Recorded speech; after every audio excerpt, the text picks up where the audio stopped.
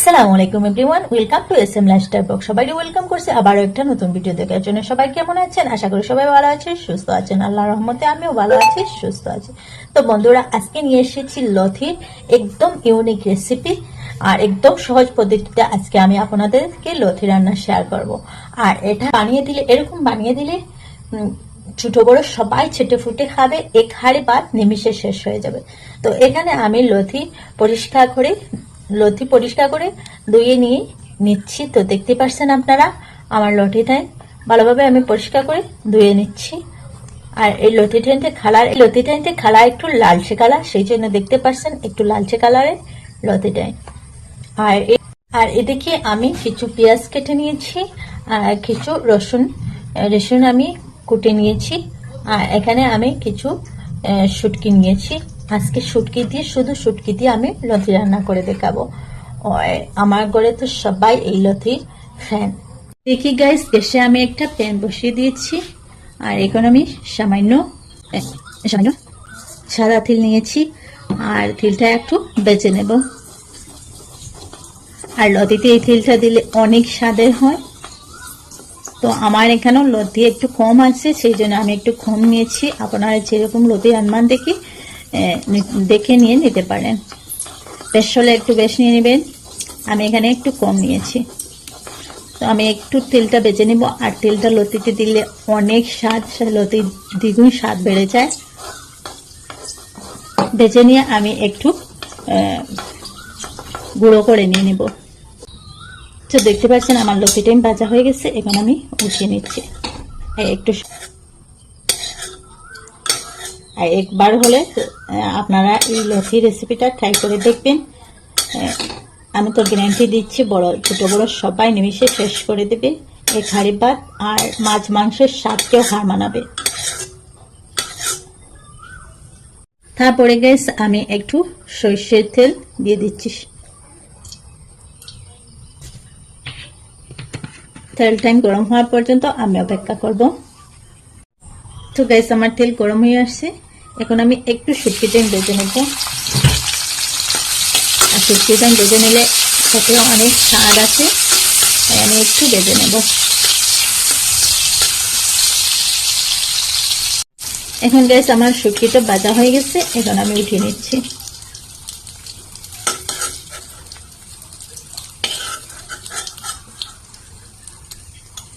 এখন দিয়ে দিচ্ছি রসুন, সেটাই একটু ভেজে নেব।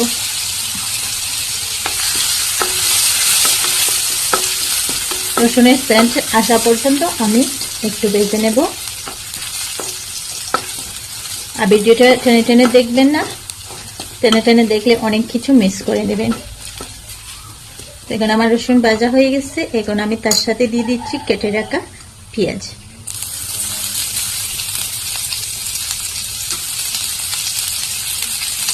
পেঁয়াজটা দিয়ে আর একটু ভেজে নেব। তো এখন দেখতে পাচ্ছেন গাইস আমার পেঁয়াজটা ভাজা হয়ে গেছে, এখন আমি একটু জল দিয়ে দিচ্ছি। তার সাথে দিয়ে দিচ্ছি সামান্য লবণ, সামান্য মরিচের গুঁড়া, পরিমাণ আনুমান মরিচের গুঁড়া। তো এখানে আমি একটু জাল বেশি দিয়েছি, আপনারা আপনাদের পরিমাণ আনুমান দিতে পারেন।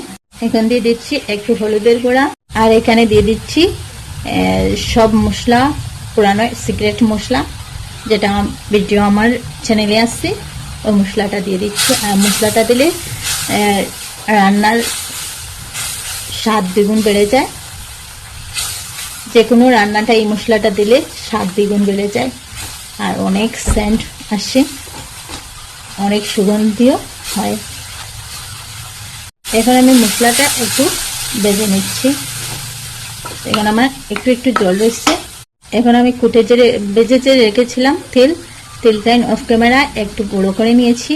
আর তেলটা দিয়ে দিচ্ছি। তেলটা দিয়ে মশলাটা ভালোভাবে ভেজে নেব।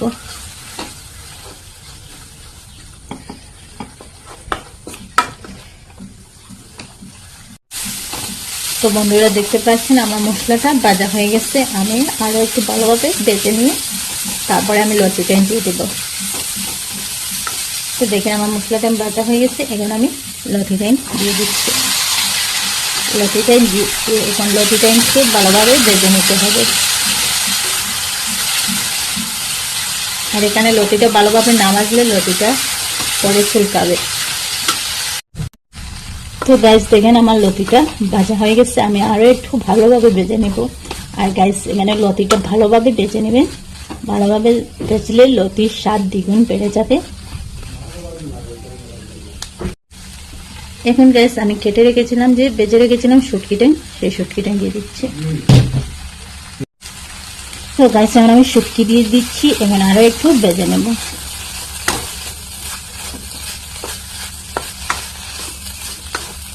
আর এখানে গাইস লতিটা ভালোভাবে ভাজতে হবে।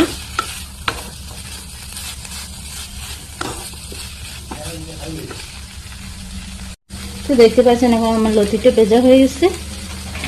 এখন আমি দিয়ে দিচ্ছি জল, পরিমাণ জল দিয়ে দিচ্ছি। এখানে আমি 1 গ্লাস দিয়েছি, আরো একটু, তো আমি আরো একটু জল দিয়ে দিচ্ছি। আর এখন ভালোভাবে নেড়ে ছেড়ে দিয়ে দেব।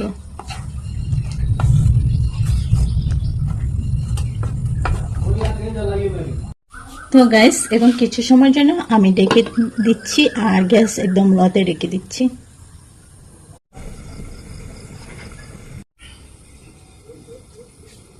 তো গাইস আমি কিছু সময় পর একবার চেক করে নিই। তো আবু আমার জল, অনেক জল রয়েছে, তো এমন বেশ জল রাখবো না, আমি আবার গুলে দিচ্ছি।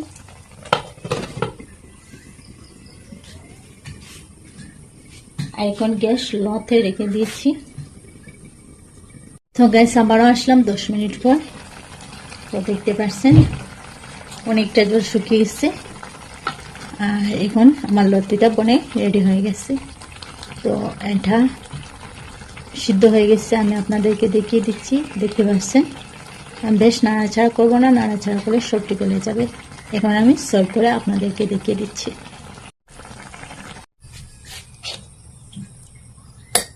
তো দেখতে পাচ্ছেন বন্ধুরা আমার লতিটা কিরকম হয়েছে, অনেক লবণীয় আর অনেক সুস্বাদু হয়েছে। মাছ মাংসের স্বাদকে হার মানাবে।